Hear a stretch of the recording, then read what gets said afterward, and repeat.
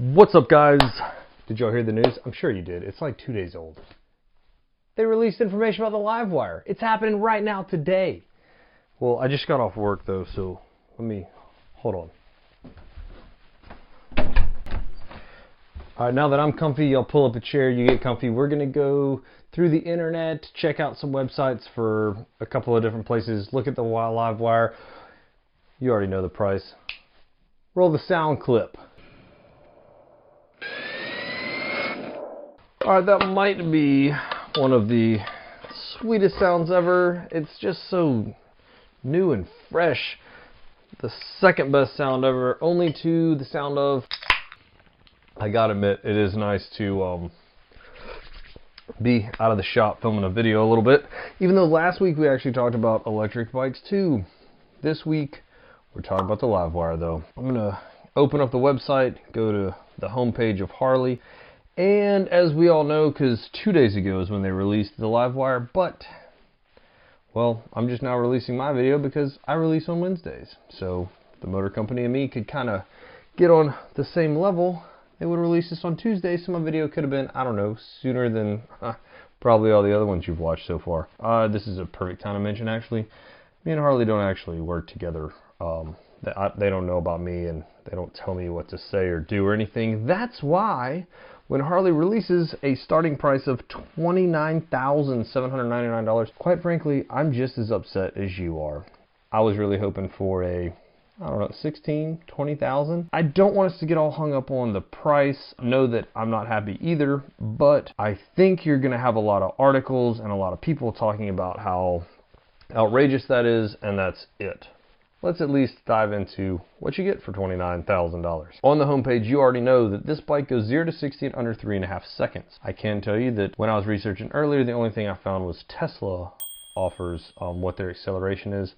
It is important to note, though, that along with that stellar power, 3.5 seconds, and to be 60 miles an hour, now that happens partially because it's an electric motor. Well, with the use of no clutch, just no shifting, nothing, just wrap the throttle, and you are 100% peak torque right off the rip from a standstill with no need to worry about anything. You just twist the throttle. No clutch hand, no... Whew. I'd also like to mention right here on the Livewire, you can tell how low that motor is. It's going to help with the lower center of gravity. It's going to make it easier to sit on this bike without it just wanting to topple over one way or the other. It'll be low speed maneuverability will be improved. I am kind of hoping that there's some protection. It looks like there is some right there because it's so low. It seems like you could potentially go over a speed bump and knock that joker. Ouch. That would suck. What else does it say? The 110-mile range. It features a high voltage battery that produces incredible acceleration. Well, it does do that. Are you guys moving around here? There we go. It means plenty of range and torque on tap for unlocking the city. Yeah, at 110 miles, probably not much more than the city. Depending on where you live, you might be able to charge up if you were to leave town and go a little farther away. We'll talk more about that. But let's talk about that battery. Now, the battery is a rechargeable energy storage system, an RESS. It does say that there is very little heat, noise, or vibration from the motor. I haven't ridden one. Did you guys know that a couple years ago you could go and test ride a Livewire at various locations around the country? I didn't get in on that deal, unfortunately. So I haven't ridden one yet, or any other electric powered motorcycle. I do know that it is a 12-volt system, which is cool because it means that your standard 12-volt stuff will work. They didn't have to reinvent their whole electrical system. Headlights were used to, turn signals, things like that. Hopefully there's a way to simply charge your phone. I don't know how connections are going to work because it's not like there's a little 12-volt battery with positive and negative terminals. It's a giant power storage area of the bike that's sitting right there above the motor and below the, what we're soon to find out is the charging area. Speaking of that battery, there are 2 easy ways to charge. You can use the level 1 charger, which is a standard, plug it in your wall socket, whatever. And you can also use a level 3 DC fast charge station. That's that plug-in thing that you walk by when you walk by that coffee shop or wherever EV people hang out. I don't know. Realistically, they are popping up more frequently, which is good if you're in the market for an electric vehicle, because, well, you're going to need charging stations, especially if your bike only goes 100 miles. It's actually a good thing. Obviously, level 1 charging is going to be slower because it's just 110 volts, but it's already at your house. It's in your garage. It's super easily accessible. I'm not sure if I've seen charge time yet. Hopefully we find that. It does appear that it's all on the bike already, so that's nice. The HD Connect service. There is a video Harley released on their YouTube channel. It's on the home page. It's playing right behind me right now, if it has decent quality on my little recording here. But it does seem that Harley is kind of pushing the envelope with cellular connectivity that links a Livewire owner with their motorcycle through their smartphone using the latest version of the Harley Davidson app. If you remember a couple of months back when they released the Pan America model and whatever they called the other ones, I was really excited about it. They announced more about how this is a whole electric vehicle line. It's not just the Livewire, it's bicycles and things like that. They talked about improving their app. Apparently, this is what they meant. The app is available to check the battery charge status, which is good, particularly if you're at one of those EV coffee shop hangout spots and you're charging your motorcycle. You can just check your phone real quick and say, hey, my battery is finally fully charged. I'll let you know the available range of what's left, what mileage you have left, I guess. It's got anti-theft stuff on it. I don't know if people want to mess with it or not, but either way, you got an app, you got GPS on your bike, you got cellular connectivity. It better be able to tell you if somebody's messing with it. It does have service reminders, which they haven't released anything, but I can't imagine there are too many things to service. We know we have brake pads. You can see it right there. They're running Brembo brakes, kind of more of a sport bike style Brembo, not Harley's traditional looking brake calipers, so that's kind of cool. You got the Michelin Scorcher tires on here. They're going to need to be changed. Other than that, I don't see much maintenance cost happening. It'll have a charge station location finder, which I think all electric vehicles probably do that. Most of our gas vehicles now will help you find a gas station if need be. It does have a note here on the, I'm reading off the internal stuff, by the way. I don't show that off if you're new to the channel. It specifically says, do not share this with people. I think I'm sharing this with people right now. Anyway, unfortunately, HD Connect, the app will be free for 1 year. And then after that, it will have an annual subscription cost. Quite frankly, I'm good with paying for certain apps as a creator. I understand that there's a time and cost and things involved with keeping something up to date. So it might be worth it to pay for a subscription if it's continually getting better and things like that. Depending on that cost too, though, that's certainly a factor. Chances are you're already seeing those on your screen. I'll just go ahead and throw in right now that all of the stuff you're seeing is coming from harleydavidson.com. You can look at it yourself. Link in the description. Plug into a new kind of thrill. We talked about the powertrain, the frame. What's up, frame? The frame is a cast aluminum frame. It's extremely rigid, they say, and it contributes to precise and responsive handling. I think more important than anything else, it's good that it's not steel like every single frame that Harley's ever made, as far as I know, just based on weight savings alone. I think a steel frame, you probably get, I don't know, 50 miles to charge. The suspension is in fact made by Showa. If you didn't already know, Showa makes all of Harley's suspension thus far. They have since like the 70s or something.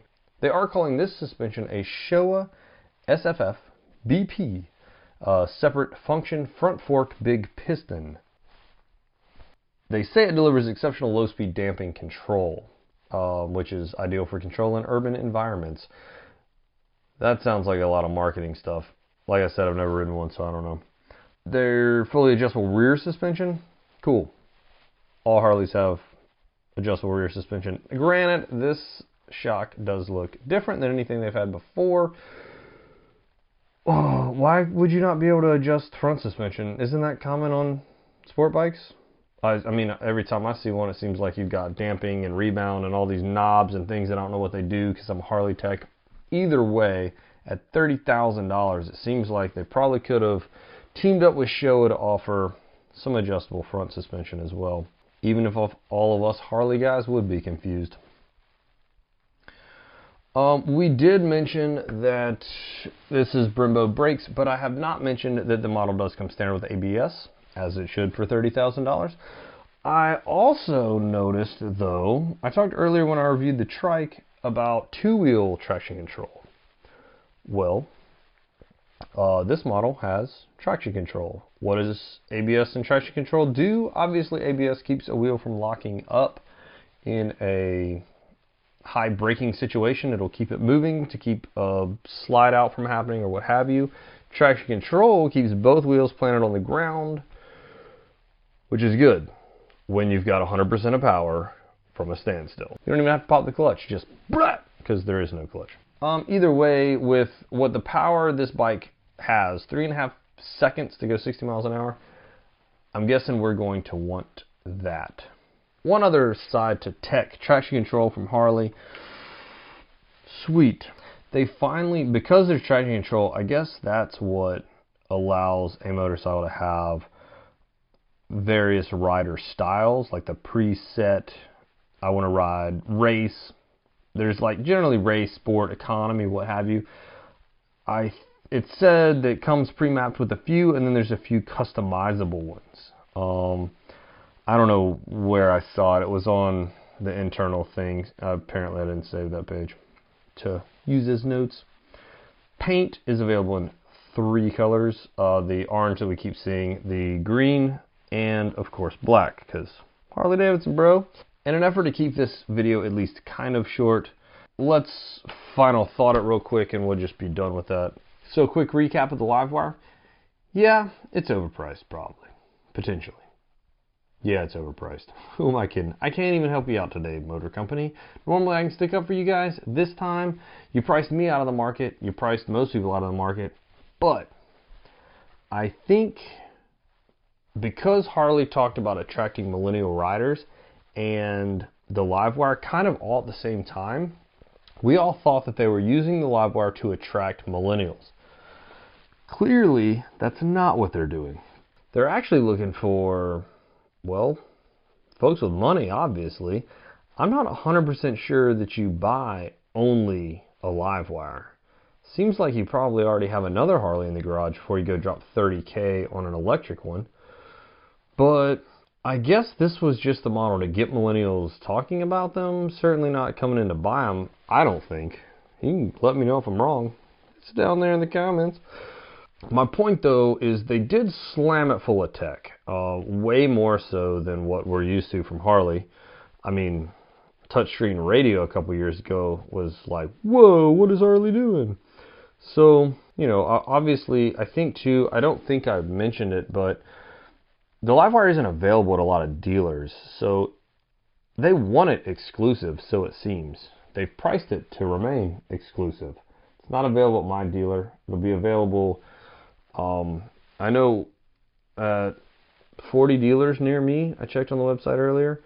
So it's available for pre-order starting now, if you feel like dropping $30K on it. So in my opinion, and most of you else, it's overpriced at $30K, but it is slam full of tech, and it's not really very accessible right now. You can pre-order it, and you'll probably get it. Well, it releases August of 2019, so I don't see a ton of pre-orders rolling in, but I could be wrong. What I'm most excited about is we have a Harley Davidson with traction control. We should start seeing that on other models. It's been R&D'd on this model now, so I'm sure that's part of the cost reflection. Hopefully, maybe it can trickle down to the other models we're riding and not cost quite so much money, or not add so much money to the models that we're already enjoying today. The connectivity app is really cool.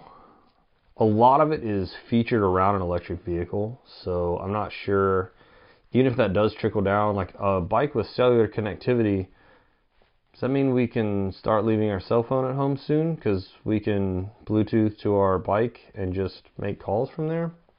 I don't know. Be kind of just a thought.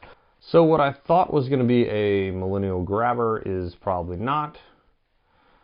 I already knew our dealership wasn't going to get one. Either way, I'm kind of let down about the whole thing, to be honest with you.